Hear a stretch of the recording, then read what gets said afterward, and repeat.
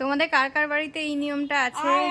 আজকে সংক্রান্তির দিনে এরকম কাকদের নেমন্তন্ন করে খাওয়ানো হয়। আমার দিদা থাকতে দিদাও করতেন। কাকের দেখা পাওয়া যাচ্ছে না এখন, কাকদেরও ঘ্যাম হয়ে গেছে। মা বলছে কাকদেরও নাকি ঘ্যাম হয়ে গেছে। আগে আমরা কি করতাম, যে কাকদের নেমন্তন্ন করে নাকি ডাকা হতো পরের দিনে খাওয়ার জন্য। এই যে এই জিনিসটা আমরা আগের দিন বলতাম, কাক ভাই তোমার ছেলে মেয়েদের নিয়ে কালকে এসো। এই যে এই জিনিসটা দেওয়া হবে, ওনাদের জন্য সাজিয়ে গুছিয়ে নিয়ে আসা হয়েছে প্লেটটা। তো এখন তো কাকের দেখা পাওয়া যাচ্ছে না, দেখি কখন এসে খায়।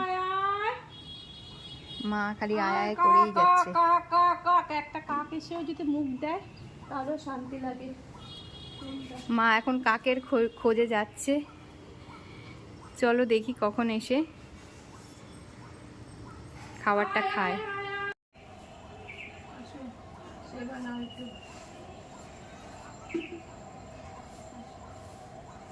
রেখে চলে আসা হচ্ছে। কাক সরে গেলে আবার আসে। কাক ঠিক এসে খেয়ে নেবে, আমরা রেখে এখন চলে যাব।